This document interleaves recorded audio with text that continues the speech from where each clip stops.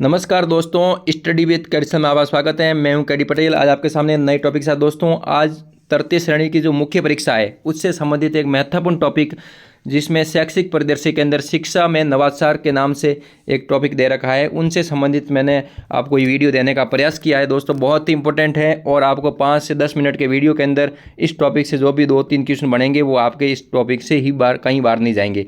दोस्तों विश्वास करना, ये टॉपिक जो मैं अभी वीडियो दे रहा हूँ, ये मैटर आप अच्छी तरह से तैयार कर लेना। बिल्कुल ही जैसे एग्जाम में क्वेश्चन पूछे जा रहे हैं उनके अकॉर्डिंग मैंने आपको देने का प्रयास किया है। तो दोस्तों स्टार्ट करते हैं कि पहला जो कार्यक्रम है वो है इस्माइल प्रोग्राम। इस्माइल कार्यक्रम है, इसकी शुरुआत कब हुई थी और इसकी फुल फॉर्म क्या है और ये किस टाइम में या फिर किसके संबंध में है, तो इसका क्वेश्चन एग्जाम में बनता है। तो इसकी जो सर्वप्रथम तो इसकी जो फुल फॉर्म है इस्माइल की, वो है social media interface for learning engagement. ये कोरोना के समय में कार्यक्रम चलाया गया था राज्य सरकार द्वारा। तो इस्माइल कार्यक्रम कब स्टार्ट किया गया था, तो इसकी 3 फॉर्मेट है, 3 अलग अलग टाइम में इनको जारी किया गया था। इस्माइल प्रथम, सेकंड और तृतीय। इस्माइल 1.0 है वो 13 अप्रैल 2020 को स्टार्ट किया गया था। इस्माइल 2.0 है वो 2 नवंबर 2020 को स्टार्ट किया गया था और इसकी थीम थी आओ घर में सीखें। कोरोना का समय चल रहा था, उस टाइम शिक्षा को बढ़ाने के लिए शिक्षा में नवाचार किया गया था। उस कार्यक्रम का नाम है इस्माइल प्रोग्राम। ये शिक्षा से संबंधित है। और दोस्तों इस्माइल 3.0 ये 21 जून 2021 को स्टार्ट किया गया था। तो दोस्तों इसी को ही मॉडिफाई करते रहे, इसमें ही बदलाव करते रहे, इसलिए 1.0, 2.0 और 3.0 आ गए। अब दोस्तों इसी दौरान एक विशेष आवश्यकता वाले बच्चे होते हैं, जो विशिष्ट जन, उनके लिए जैसे दिव्यांग है उनके लिए, या फिर ब्रेन लिपि वाले जो साधारण नहीं है, वो विशेष आवश्यकता वाले हैं, उनको अलग से कोई आवश्यकता रहती है, उनके लिए अभियान चलाया गया था। उनका नाम था समर्थ अभियान। ये भी आपको ध्यान रखना है, समर्थ अभियान का संबंध किससे है, तो विशेष आवश्यकता वाले बच्चों के लिए चलाया गया अभियान शिक्षा के क्षेत्र में। अगला दोस्तों है हवा महल कार्यक्रम। ये 2 मई 2020 को स्टार्ट किया गया था। प्रत्येक शनिवार को हवा महल कार्यक्रम चलाया जाता था। और इसकी जो एग्जाम में पूछा जाता है कि सहयोगी संस्थान किसके द्वारा चलाया गया था, तो RSCRT उदयपुर, टाटा ट्रस्ट संस्थान, अजीज प्रेमजी फाउंडेशन, प्रथम बुक्स, पिरामल फाउंडेशन और रूम टू रीड फाउंडेशन के द्वारा ये हवा महल कार्यक्रम चलाया गया था। दोस्तों बहुत इंपॉर्टेंट है, इसके बारे में एग्जाम में बार बार क्वेश्चन पूछे जाते हैं और इनकी डेट और ये किससे संबंधित है ये पूछा जाता है। अगला दोस्तों है शिक्षा दर्शन कार्यक्रम।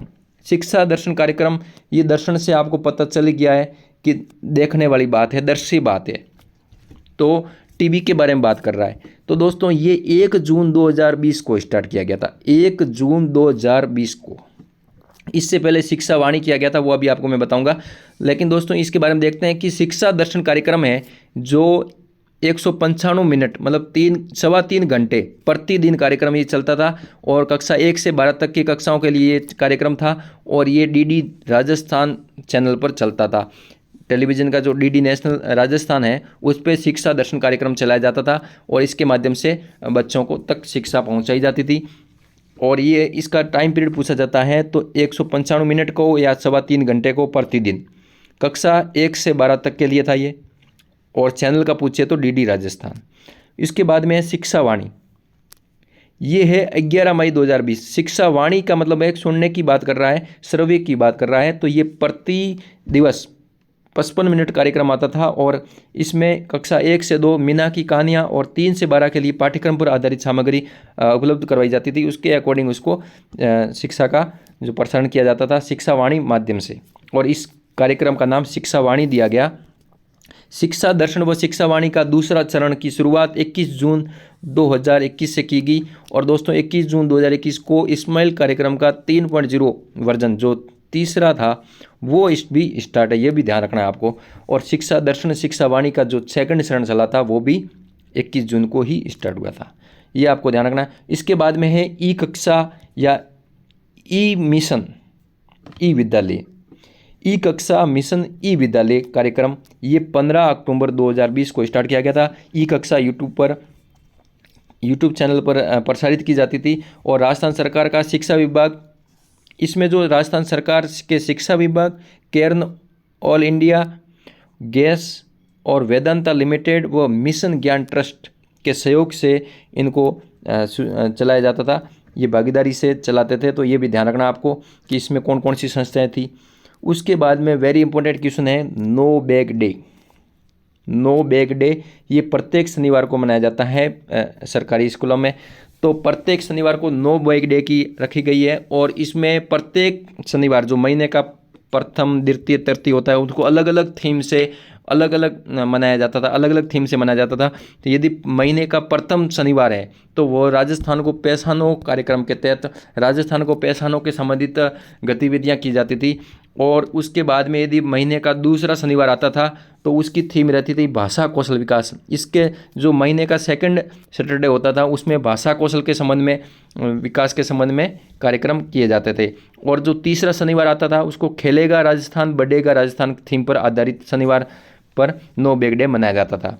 उसके बाद में चौथा शनिवार होता था मैं वैज्ञानिक बनूंगा के संबंध में, इस थीम पर आधारित कार्यक्रम आयोजित करवाए जाते थे। और पांचवा था बाल सभा मेरे अपनों के साथ कार्यक्रम आयोजित किए जाते थे। तो नो बैग डे प्रत्येक शनिवार को मनाया जाता है, ये आपको ध्यान रखना है। और ये प्रत्येक शनिवार में अलग अलग दिन की अलग अलग थीम होगी। महीने का पहला शनिवार, द्वितीय शनिवार, तृतीय शनिवार, प्रत्येक की अलग अलग थीम होगी। उसके बाद में दोस्तों बहुत इंपॉर्टेंट है कि दीक्षा कार्यक्रम। दीक्षा कार्यक्रम की भी फुल फॉर्म पूछी जाती है दोस्तों। तो दीक्षा की फुल फॉर्म है digital infrastructure for knowledge sharing. Digital infrastructure for knowledge sharing बहुत इंपॉर्टेंट है दोस्तों, इसको हाथ से लिखें। ये फॉर और ऑफ में आपको कंफ्यूज कर देगा, ये ध्यान रखना विशेष करके। आप इसके अकॉर्डिंग इसकी परिभाषा इसकी फुल फॉर्म निकाल दोगे, लेकिन ऑप्शन में वहाँ पर फॉर भी देगा, ऑफ भी देगा और बाकी सब सेम दे देगा। तो आपको ध्यान रखना है कि सभी के अंदर फॉर आ रहा है, इसमेल में भी, और उसमें जो भी मैंने अभी तक बताए हैं उसमें सब में मैंने फॉर ही बताया है। अगला दोस्तों है 5 सितंबर 2017 को स्टार्ट किया गया था दीक्षा कार्यक्रम। दीक्षा पोर्टल का विकास वन नेशन वन प्लेटफॉर्म के आधार पर NCERT के द्वारा किया गया था। उसके बाद में राजस्थान में दीक्षा राइज पोर्टल, इसी के आधार पे दीक्षा राइज पोर्टल लागू किया गया। तो दीक्षा की फुल फॉर्म ऊपर बता दी मैंने। तो और इसके अंदर एक शब्द जोड़ा है राइज, जो राजस्थान के संदर्भ में है। राइज की फुल फॉर्म है Rajasthan interface for school educators. दोस्तों यहाँ पर भी फॉर है। अब आपको एजुकेशन यहाँ पर नहीं है, ये एजुकेटर्स है, ये आपको ध्यान रखना है। एग्जाम में इसमें शब्द में आपको कंफ्यूज करेगा, एजुकेशन वो लिख देगा ऑप्शन के अंदर, लेकिन आपको ध्यान रखना है एजुकेटर होता है। अगला है शिक्षकों हेतु ऑनलाइन प्लेटफॉर्म है ये, इसके माध्यम से और इससे ऑनलाइन पढ़ाई करवा सकते हैं। शिक्षा विभाग और NCT जो national council for teacher education है उसके माध्यम से इसको संचालित किया जाता है। और ये पूर्व प्राथमिक शिक्षा से दोस्तों यहाँ से पूछा जाता है दीक्षा राइज कार्यक्रम है वो कौन सी क्लास तक के लिए, तो पूर्व प्राथमिक से है, ध्यान रखना है। प्राथमिक नहीं, प्राथमिक से भी पूर्व प्राथमिक से 12वीं क्लास तक, ये आपको ध्यान रखना है। उसके बाद में अगला इंपॉर्टेंट है निष्ठा कार्यक्रम। निष्ठा की फुल फॉर्म एग्जाम में दोस्तों इन सब की फुल फॉर्म एग्जाम में पूछी जाती है। मैं आपको बार बार यूँ कह रहा हूँ क्योंकि एग्जाम में एक क्वेश्चन आपको फुल फॉर्म का ही पूछा जाएगा और एक आपको डेट पूछ ली जाएगी या फिर पूछ लिया जाएगा कौन सी कक्षा के लिए। तो आपको ध्यान रखना है कि निष्ठा कार्यक्रम है वो 2020 के अंदर स्टार्ट किया गया और इसकी जो फुल फॉर्म है नेशनल इनिशिएटिव फॉर, दोस्तों यहाँ पर भी फॉर है, national initiative for school hands and teacher holistic advisement. ये शिक्षकों व संस्था प्रदान को प्रशिक्षण दिया जाता है, ये शिक्षकों को जो प्रशिक्षण दिया जाता है ऑनलाइन उसके लिए है निष्ठा कार्यक्रम। अगला दोस्तों है राजीव गांधी कैरियर पोर्टल। ये स्टार्ट हुआ था 6 फरवरी 2019 को और ये यूनिसेफ के सहयोग से स्टार्ट किया गया है और ये कक्षा 9 से 12 तक के लिए है राजीव गांधी कैरियर पोर्टल, ये आपको ध्यान रखना है। अगला दोस्तों है कि ज्ञान संकल्प पोर्टल एवं मुख्यमंत्री विद्यादान कोष, ये इसकी शुरुआत हुई थी 5 अगस्त 2017 को। सरकारी विद्यालयों की सहायता हेतु धनी संपन्न लोग हैं जो विद्यालय को गोद ले सकते हैं, फंड की सहायता कर सकते हैं, उनके लिए योजना चलाई गई थी कि आप यदि आपके पास पैसा है और आप लगाना चाहते हो, दान करना चाहते हो, तो आप किसी विद्यालय को आप गोद ले सकते हैं और उसकी आप विकास करवा सकते हैं। तो उसके लिए ज्ञान संकल्प पोर्टल और मुख्यमंत्री विद्यादान कोष की स्थापना की गई थी।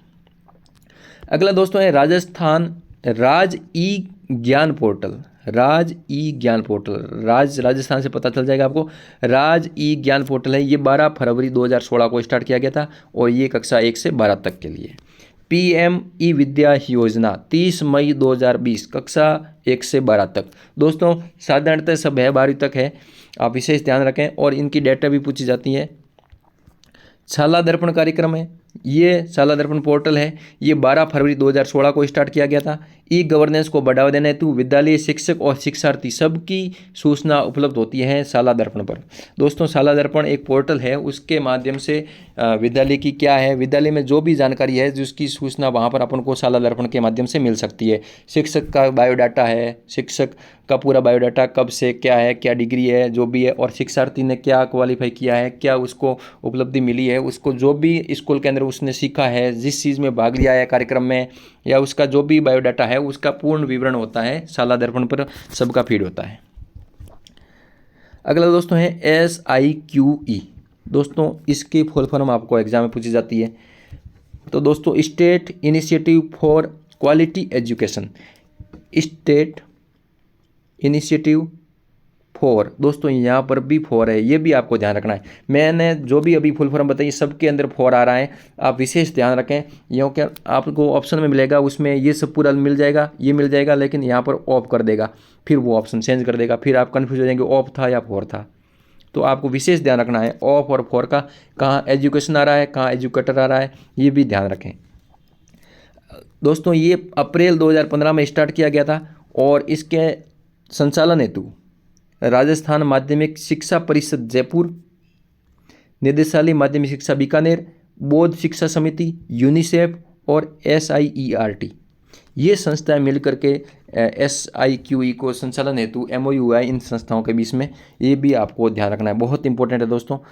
अगला है कि इसकी जो शुरुआत हुई थी वो सत्र जो था वो 2015-16 था। अप्रैल 2015 के अंदर इसकी शुरुआत हुई, मतलब सत्र कौन सा था, 15-16।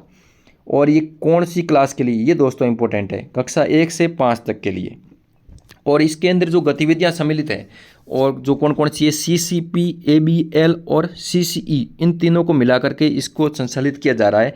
CCP का मतलब होता है बाल केंद्रित शिक्षा शास्त्र, ABL एक्टिविटी बेस्ड लर्निंग, गतिविधि आधारित अधिगम, और CCE सतत एवं व्यापक मूल्यांकन, इनको तीनों को मिला करके SIQE को बढ़ावा दिया जा रहा है, इनको संचालित किया जा रहा है। इसके माध्यम से विद्यालयों का आंकन किया जाता है। और दोस्तों ये एग्जाम में क्वेश्चन पूछा गया था कि 1 से 5 तक, 1 से 8 तक, 9 से 12 तक, 1 से 12 तक। तो इसका आंसर है SIQE 1 से 5 तक शुरुआत की गई है।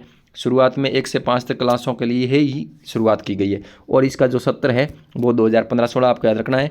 तो दोस्तों शिक्षा के नवाचार के क्षेत्र में ये इम्पोर्टेंट मैंने कार्यक्रम आपको देने का प्रयास किया। दोस्तों अच्छा लगा हो तो लाइक शेयर ज़रूर करना, अपने दोस्तों को ज़रूर बताएं इसके बारे में। कम समय के अंदर आपको इसके बाहर पढ़ने की ज़रूरत नहीं है इस टॉपिक में, क्योंकि सिलेबस बहुत बड़ा है और आपको इसकी एक तो डेट याद रखनी है और इसका जो फुल फॉर्म वो याद रखनी है, और ये जो समितियां हैं किस किस संस्थान के सहयोग से चलाई जा रही हैं इनको जरूर ध्यान रखें। तो दोस्तों आज की वीडियो में इतनी ही चर्चा करेंगे, फिर मिलते हैं अगले वीडियो में। जब तक के लिए जय हिंद, जय भारत।